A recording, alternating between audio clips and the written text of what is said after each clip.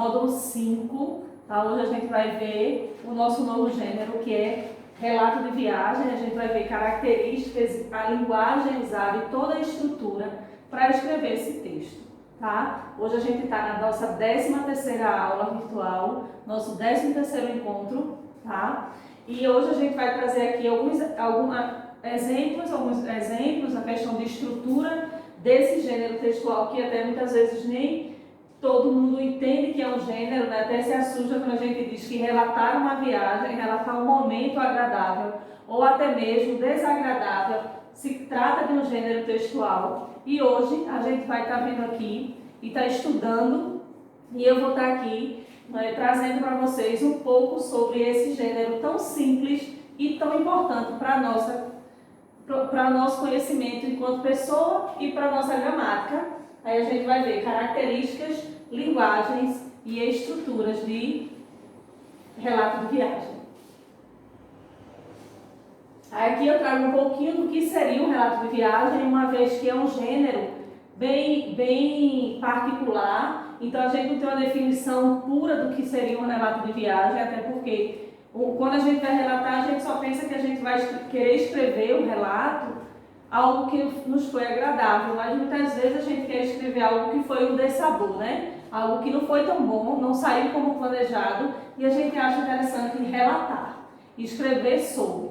Então aqui eu trago um pouco sobre o que definiria um pouco relato de viagem, que diz o seguinte: o relato de viagem é a narração de experiências vividas, logo o assunto abordado sob o ponto de vista de quem fala, que é o narrador. Se você está escrevendo o seu relato de viagem sobre as férias, sobre um período que você passou agora nesse distanciamento, né, algum passeio que você foi para a casa de alguém, viajou, você é o narrador do seu texto. Então, uma das características desse gênero é que você vai falar sobre um assunto que já aconteceu, porém de forma bem presente. É o que a gente chama de passado presente, porque é algo que está no nosso passado, uma vez que a gente vai relatar algo que já foi vivido, porém na hora que a gente vai passar para o papel, que a gente passa para a escrita, a gente fala como se estivesse acontecendo naquele momento, que a gente chama de passado presente, quando a gente passa para a escrita. Um texto em que se apresentam as experiências marcantes, curiosas ou desafiadoras sobre um lugar visitado. Lembrando que quando eu falo aqui experiências marcantes, a gente sempre vai associar a algo positivo, a algo que foi bom, mas a gente também pode ser algo que foi bem marcante para mim, foi um ponto de uma viagem, um ponto de um passeio, algo que nos marcou, mas negativamente também, tá? Então isso aqui é um pouco sobre o nosso gênero e a gente vai estar ao longo dessa 13ª aula vendo um pouco mais sobre o nosso gênero, que é relato de viagem. Aí aqui eu trago um exemplo de um trecho de um relato de viagem, que foi de Maurício de Oliveira, e eu vou estar lendo para vocês. E outra coisa que eu já quero adiantar, mas ao longo a gente vai também ver, é que esse gênero, ele tem uma linguagem bem simples, tá? Ele chega a alguns pontos, ter traços de uma linguagem formal, mas a linguagem que predomina nesse gênero é uma linguagem informal, porque é algo que você viveu, você é o seu narrador. Então são linguagens simples. Eu vou estar lendo aqui esse trecho, tá? E vocês possam acompanhar em casa, dar uma pausazinha aí no vídeo para fazer a leitura junto comigo, que vocês vão ver que a linguagem é bem simples. Observem. Esse foi, sem sombra de dúvidas, o melhor passeio que fizemos na viagem e talvez um dos melhores da minha vida. Na parada que fizemos no Alasca, sobrevoamos as geleiras de helicóptero por 20 minutos. Pousamos num acampamento de cachorros de neve, localizado nas montanhas. Fizemos um passeio de trenó, puxado pelos animais. Maurício de Oliveira. Então isso aqui é só para que vocês possam perceber como é simples a escrita desse gênero e como é agradável a gente relatar algo que já foi vivido por nós, tá? Então é nesse tipo aqui, é dessa forma, ao longo da aula, que for se desenvolvendo a aula, vocês também, eu trago para vocês, e vocês vão ver um outro exemplo sobre a escrita desse gênero, que é bem simples. Isso aqui é um trecho de um relato desse rapaz que teve essa viagem aí, que ele ainda chega a dizer que poderia ter sido o melhor da sua vida. né? E muitas vezes quando a gente está de férias, que faz uma viagem, que vai conhecer outro estado, outro país, ou até mesmo dentro do nosso estado, a gente vai ali viajar, a gente diz, esse foi o meu melhor passeio. Aí numa outra viagem, numa outra experiência, a gente diz que esse foi o melhor. E assim a gente vai adquirindo experiências e conhecendo o nosso mundo. Trago agora para vocês o seguinte: características do gênero e elementos e estruturas. Lembra que lá no início eu disse que a gente ia ver um pouco da estrutura, da linguagem, e esse aqui a gente começa já com as características desse gênero, por mais que ele seja bem simples, de uma linguagem mais simples ainda, mas ele tem aí uma regra para se encaixar como gênero relato de viagem.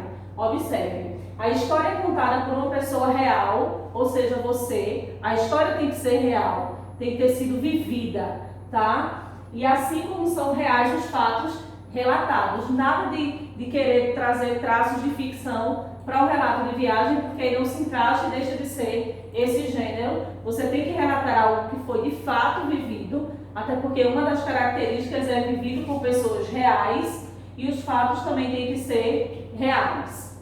O outro, conta-se uma ou mais episódios significativos, ou seja, dentro do seu relato, você pode contar toda a sua viagem, momentos, ou pode usar um ou dois momentos, como começou e como finalizou aquela situação, um ponto, né, algo marcante, seja um presente, uma viagem, a surpresa de ter sido convidado para uma viagem, e aí vocês têm uma gama de possibilidades para escrever sobre esse gênero. O outro que eu trago, o outro ponto é o seguinte: descreve-se os lugares e as situações vividas. Observem que no Maurício ele diz que ele sobrevoou, que ele teve um passeio de trenó que foi o melhor da sua vida, que ele conseguiu ver o Alasca de cima ali por um passeio, né? Então a gente vai ali, tá descrevendo situações desse momento que vocês querem relatar. Fornece-se indicações precisas de tempo e lugar. Quando a gente fala de situações precisas de tempo e lugar, é o seguinte: que eu vou dizer que eu passei lá 2 dias, 2 meses, que foram horas naquela situação, naquele apuro, naquela adrenalina. Eu posso dizer que foi em tal data. Então, dentro de um texto, eu tenho que estar deixado marcado o tempo. Quando a gente fala de tempo, a gente está falando de hora, de meses, de lugares. Então, isso é a marca do tempo no texto, tá? E quando eu falo de lugar, é como no exemplo passado de Maurício, ele disse que foi no Alasca, que estava ali, né, que teve o passeio de trenó, na neve e tal. Então, isso são marcas do lugar no texto. Quando eu falar de tempo, eu me refiro a dias e horas e momentos, meses. Isso são marcas do tempo no texto, tá? Que é preciso até que para o leitor venha chamar a atenção mais do leitor, e é uma das características do nosso gênero que é bem marcante. O outro ponto é o autor expõe o seu modo particular de ver e de sentir os acontecimentos relatados. Isso aí, como eu falei antes, que você é o seu narrador, então você tem que trazer características particulares. E no exemplo passado, mais uma vez usando ele, quando Maurício diz que esse foi o melhor momento, o melhor passeio da sua vida. Então isso é um modo particular de você que é o narrador, de você ver e de sentir aquela situação que está sendo relatada. Ok? O outro ponto é o seguinte: parte do texto é descritiva e parte do texto é narrativa. Vejam bem, quando eu digo que parte do texto é descritiva, você vai estar ali descrevendo o local, com quem estava, a hora, o clima, o tempo que se passou e suas expectativas. Quando eu digo que uma outra parte do texto é narrativa, porque você é o narrador dessa história, você vai estar contando. E um outro ponto que eu também já quero adiantar é que se você é o narrador dessa história, logo você pode usar a primeira pessoa, ok? Então, parte descritiva é quando você descreve todo o ambiente, e uma parte narrativa porque é a parte que você vai ali e vai estar falando sobre ele, certo? Agora vejam só o que a gente vai ver agora. Eu vou trazer aqui dicas de verbos e pronomes que vocês vão estar usando nesse gênero, para que ele possa ficar bem amarrado e com a característica de realmente de um relato. Pronto, agora nesse slide, como eu falei para vocês, que o verbo, como você é o narrador da sua história, o verbo ele vai vir e os pronomes sempre em primeira pessoa, tá? Esse é um texto que vocês amam fazer, amam escrever, até porque vocês não têm aquela preocupação de estar adequando os verbos e os pronomes na terceira pessoa. Esse é um texto que você pode usar e abusar aí da primeira pessoa, porque você é o narrador dessa história. Os fatos relatados são apresentados numa sequência cronológica de texto descritivo e de uma linguagem simples. Vou só traduzir para deixar mais fácil para vocês. Quando eu falo de uma sequência cronológica, é aquela sequência que eu falei antes, na questão do tempo. Tudo que é cronológico é de tempo, ok? Então você vai trazer ali marcas que foi pela manhã, à tarde, à noite, meio-dia, 2 horas, 20 horas, meia-noite. Isso são marcas do tempo no texto. Vai ser um texto descritivo, como eu falei antes, né, que você vai estar ali descrevendo toda a situação, o ambiente, as pessoas e como você se sentia naquele momento, e de uma linguagem super simples. Essas são características do nosso gênero, tá? Agora a gente vai ver um pouco mais sobre as curiosidades desse gênero. E agora eu trago o seguinte, o presente histórico, tá? Isso aqui é o seguinte. Lembra quando eu falei que você vai estar ali usando a linguagem no presente de algo que já foi passado? Aí eu trouxe esse trecho aqui de um presente histórico que diz o seguinte: há a possibilidade do relato ser contado no tempo presente e ele tem como efeito de ressaltar os acontecimentos para que o leitor tenha a impressão de estar observando o acontecimento enquanto ele é contado. Não sei se vocês já tiveram o prazer de fazer uma leitura em que muitas vezes a gente está tão preso ali naqueles detalhes, por ser um texto tão descritivo, que parece que a gente, simultaneamente, diante da leitura, a gente vai criando o ambiente, a gente vai criando o cenário daquilo que está sendo narrado, tá? É isso aqui que a gente diz que é o presente histórico, que é essa possibilidade do relato ser contado no presente, ser tão descritivo que o efeito que ele tem é de realçar os acontecimentos para o leitor, que tem uma impressão de que nós que estamos lendo aquele fato, é como se a gente estivesse fazendo parte, olhando de cima os fatos aqui embaixo acontecerem, de tão descritivo que o texto ele necessita que seja, tá? Isso aqui é o que a gente chama de presente histórico. Agora a gente vai ver um pouco mais sobre as características desse presente histórico, que também faz parte do nosso gênero. O uso excessivo de adjetivos para registrar suas impressões sobre locais, situações e pessoas. Como eu falei para vocês vão estar narrando um acontecimento, vocês vão estar ali como narrador da sua história, narrando e relatando esse fato. Então vocês podem ali, e como uma das características também é realçar os fatos. Como é que a gente vai realçar os fatos? Se for algo agradável, a gente começa a atribuir a ele vários adjetivos. E é isso que eu quero dizer aqui, que você pode abusar dos adjetivos, uma vez que é uma das características do nosso gênero. Você pode abusar ele quando se referir a pessoa, a lugares, a situações e tudo que venha a estar sendo relatado no seu texto. O outro ponto é que a linguagem ela pode variar, né, como eu já falei, sobre o formal e o informal. Lembrando que a linguagem simples e o informal é o que mais está presente nesse texto. Eu só vou traduzir o formal e o informal para que vocês possam lembrar, que a gente viu isso lá no início do ano. Quando eu falo de uma linguagem formal, essa linguagem mais padrão, seria aquela linguagem que quando vocês aprontam que sua mãe chama e vocês vão ali cheios de dedos e falam bem, né, bem próximo do padrão, numa linguagem mais elevada. E quando a gente fala de uma linguagem informal, seria essa linguagem que vocês usam em casa, né, com os parentes, na escola, com os amigos, na rua, com os colegas. Essa é uma linguagem informal, que também pode ser chamada de uma linguagem coloquial. Essas são marcas dessas duas linguagens no nosso texto, tanto formal quanto informal. Lembrando que a informal, né, essa linguagem mais simples, é a que predomina nessa característica do gênero. E o outro ponto que a gente não pode esquecer é que a linguagem ela tem que sempre estar na primeira pessoa, porque você é o narrador do seu texto. Dependendo do grau de intimidade entre quem relata e o interlocutor, a gente pode usar ainda uma linguagem ainda mais simples, tá bom? Isso são características do nosso gênero. Agora vejam só. O objetivo do relato de viagem. A gente sabe que todos os gêneros, ele tem ali sua definição, suas características, o seu objetivo, porque nada é por acaso, tudo tem o seu objetivo específico ou objetivo geral. E aqui eu trago um pouco sobre o objetivo do relato de viagem. Propor reflexões, explicar, orientar, opinar, influenciar o imaginário coletivo sobre a base da realidade. Deixa eu só traduzir.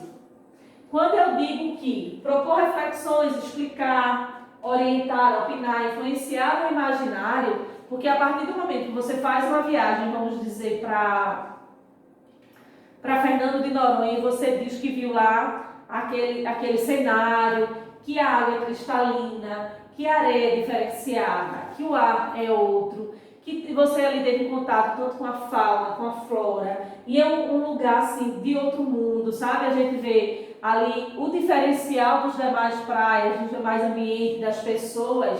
Quem ouve esse relato vai despertar o desejo de conhecer esse local que você está falando. Aí é onde quando você entra de influenciar, tá? Você está ali opinando sobre aquele lugar, sobre as suas experiências e relatando sobre aquele momento da sua viagem e ao mesmo tempo você está ali influenciando o imaginário de quem lê o seu relato.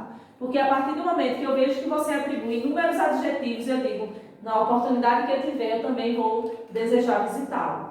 Ok? Então aí a gente vai estar aguçando o imaginário coletivo, uma vez quando a gente fala de coletivo é porque mais de uma pessoa vai estar lendo o seu relato, certo? Isso aqui é o objetivo do nosso gênero relato de viagem. Aqui, como eu falei para vocês, eu trago outro trecho do texto de Mário de Oliveira, que foi aquele primeiro trecho, que a gente viu lá no início da aula, e eu falei para vocês que a gente teria um outro exemplo dele para vocês verem como a gente vai usar a descrição, a linguagem simples e o objetivo dele, que é influenciar e despertar o nosso leitor o desejo de visitar ou de viver e ter aquela mesma sensação que tivemos, ok? Vou estar lendo para vocês, aí aqui você dá uma pausa aí no vídeo para que vocês também possam estar lendo comigo e a gente fazer uma leitura junta, como era uma das características do nosso encontro, quando a gente tinha aí a nossa aula presencial. Já ancorado na Antártica, ouvi ruídos que pareciam de fritura. Pensei, será que até aqui existem chineses vendendo pastéis? Eram cristais de água doce, congeladas, que faziam um som que quando encontravam em contato com uma água salgada. O efeito visual era belíssimo. Pensei em fotografar, mas falei para mim mesmo, calma, você terá muito tempo para isso. Nos 637 dias que seguiram esse fenômeno, não se repetiu e as oportunidades, elas são únicas.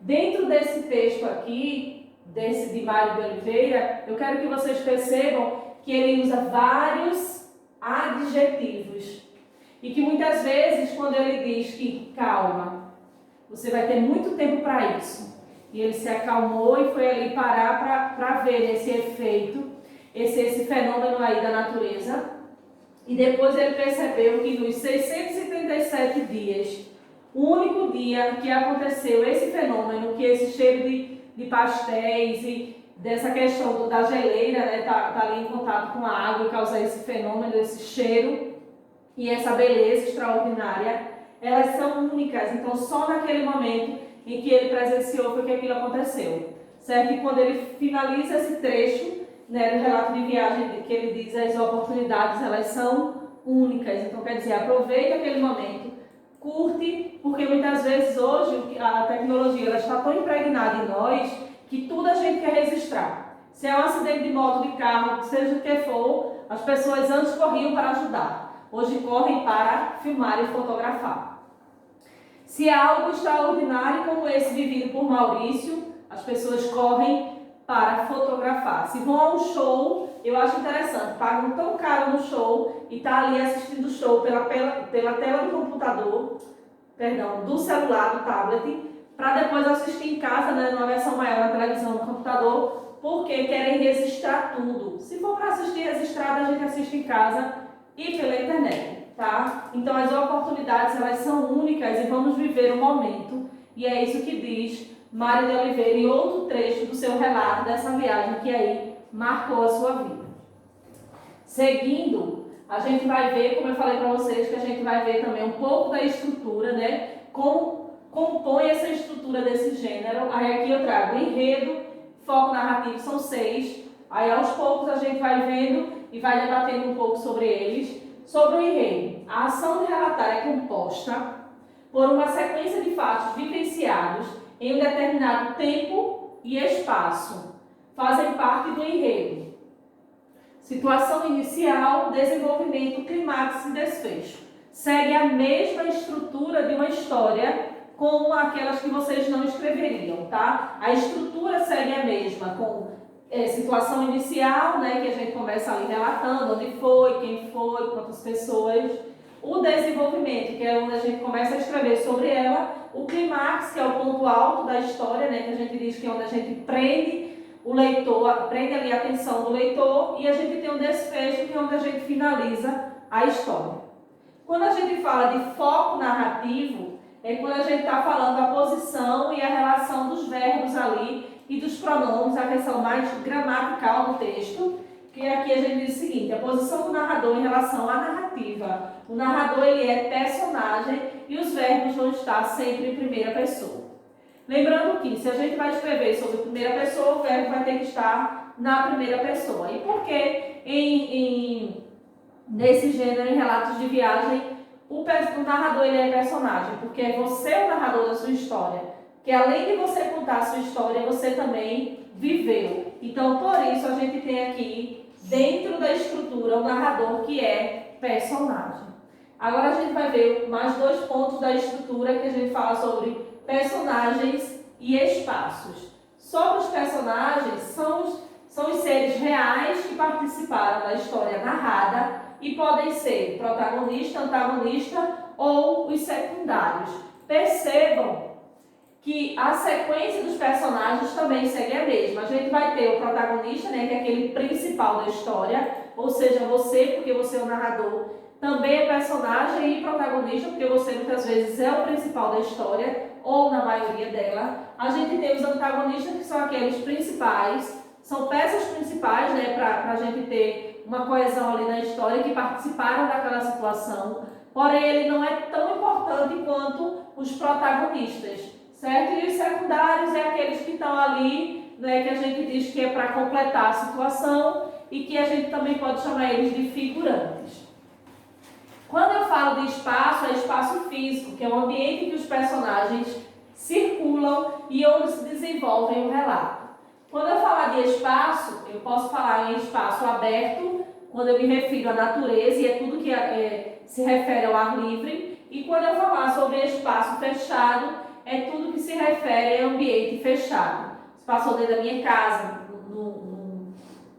no meu quarto, na cozinha, aí tudo que está fechado é quando está dentro de um ambiente. Tudo que for aberto é tudo que está ao ar livre, ok? Agora a gente vai ver mais 2 pontos de estrutura do nosso gênero, que diz o seguinte: tempo. Quando aconteceu o relato? Classificado como cronológico, como marcas temporais no texto, que eu já falei para vocês, que tudo que é cronológico é tudo que se refere a tempo. E esse tempo, ele serve muito nesse gênero, assim como em outros, mas esse é de peça fundamental, porque ali ele vai dando um norte para o leitor, como os fatos ocorreram. Ao amanhecer, o sol estava ensolarado, do meio-dia, após o almoço, tudo isso são marcas do tempo no texto, ok? E aqui eu coloquei só para que vocês possam escrever e não esquecer, quando eu me refiro a hora, dias e meses, ok? Isso é a marca do tempo no gênero dessa unidade do módulo 5, que é relato de viagem. Vejam só agora, a gente tem ainda sobre estrutura composicional, a situação inicial. Lembra que aí a gente tem a questão da situação inicial, do desenvolvimento, do clímax e do desfecho da história. Eu também fiz questão de além da explicação, trazer aqui para vocês que vocês possam anotar e a gente tirar aí possíveis dúvidas, ok? Mesmo sabendo que a gente já tem um pouco de conhecimento sobre isso, porque isso também já foi aula vivenciada em sala. A situação inicial é composta por um cenário da narrativa e da apresentação dos seus personagens marcados pelo uso de textos descritivos e adjetivos. Sempre vai ser um texto bastante descritivo, tá? Um relato de viagem, porque você precisa descrever todo o cenário, a situação, quem estava com você e como os fatos ocorreram, para que nós, leitores, a gente venha a compreender, e como eu falei ali, né, nessa aula um pouco mais atrás, que a gente consiga, muitas vezes, como acontece, observar a história. Está tão descritivo e tão bem escrito que é como se a gente estivesse vendo os fatos acontecendo. A nossa imaginação ela começa a produzir aquilo que está sendo lido. Quando eu falo de desenvolvimento, são focados na ação da narrativa e marcados pelo pretérito perfeito do verbo, ok? Então isso aqui a gente usa na situação inicial, no desenvolvimento a gente vai estar ali marcado pela ação da narrativa e pelos fatos que ocorreram, e isso se encaixa no desenvolvimento. Agora a gente vai ver o seguinte, a gente vê o clímax e o desfecho. Quando eu falo de clímax, é aquele ponto alto do texto, né, que a gente diz que a gente prende a atenção do leitor, que é com o clímax, e aqui eu trago o seguinte, ponto alto da história. Uso dos verbos na ação, quando o discurso ele é direto e indireto. Certo? Você pode estar ali usando uma linguagem tanto bem direta, bem clara, como também você pode estar usando aí algo bem subjetivo, lembrando que o objetivo ele predomina nesse tipo de texto. Já no desfecho, que seja o final dessa história, é o final da viagem e a gente tem o encerramento desse relato, que é onde a gente conclui como se deu a essa viagem, como foram as últimas horas daquele momento e como você se sentia diante dessa relação e dessa situação relatada no nosso texto. Agora a gente vai ver o seguinte, recursos de linguagens, como eu falei antes, também a gente vai ver um pouco sobre a linguagem, que diz o seguinte, as figuras de linguagem são formadas de expressões utilizadas com um sentido figurado, ou seja, em contextos que geram um sentido diferente daqueles que convenientemente são empregados. Elas valorizam o texto, contribuindo para que ele fique mais expressivo, original, ou para quem consiga transmitir, por meio de palavras e emoções, os sentimentos. Lembrando que ele é um texto que trata só de algo que é real, porque ele é um texto vivido por pessoas reais. Tá? Enquanto quando ele diz que eles valorizam o texto, atribuindo a ele, né, expressões e que seja bem original, todas essas expressões e essa originalidade tem que ser bem real, porque foi algo vivido por pessoas reais. E mais uma vez eu quero ressaltar para vocês que a gente não pode estar usando a ficção ou algo imaginário ou algo que a gente queira acrescentar a esse texto, tá? Ele tem que ser um texto descritivo e real. Aí aqui a gente tem dois tipos de linguagens que também podem fazer parte desse texto.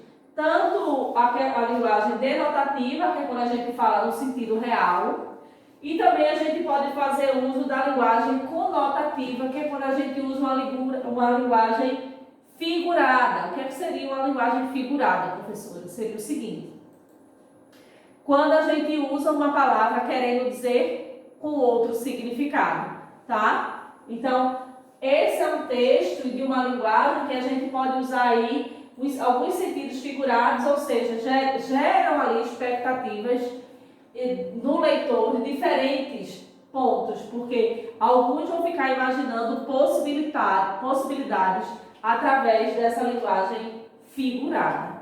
Um pouquinho sobre recursos de linguagem que a gente tem é o seguinte, Aí aqui eu trago uma marca, né, que é outro exemplo, que é a marca da personificação dessa linguagem, desse texto, que é a personificação.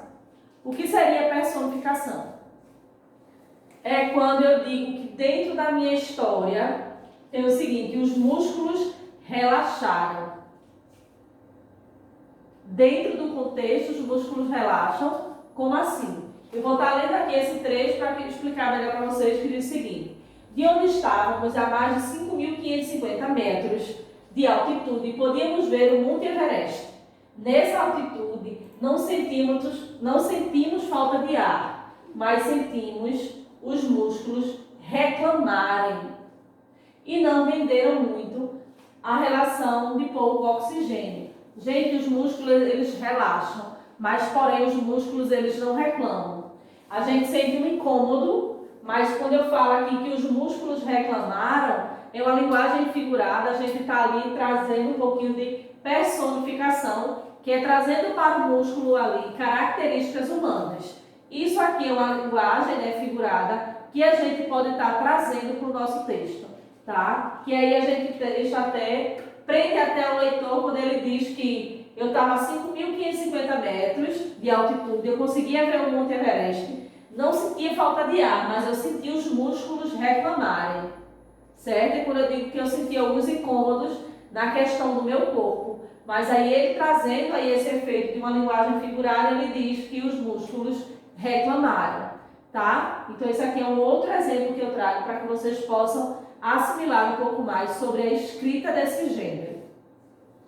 Agora a gente vai ver o seguinte: a nossa atividade para casa não seria novidade para vocês e nada mais é do que a escrita de um relato, tá? Vivido por vocês, que eu peço o seguinte: escrevam um texto com no mínimo 20 linhas, um relato de viagem segundo as características que nos foram apresentadas. Vocês vão aí estar podendo, né, que essa é uma das facilidades das aulas virtuais, voltar ao vídeo e rever algumas características, marcas de linguagem, de tempo, de espaço desse gênero e escrever. Eu acredito que os meus do sexto ano, eles não vão ter dificuldade nenhuma em relatar uma viagem, até porque é um dos gêneros que vocês amam, né?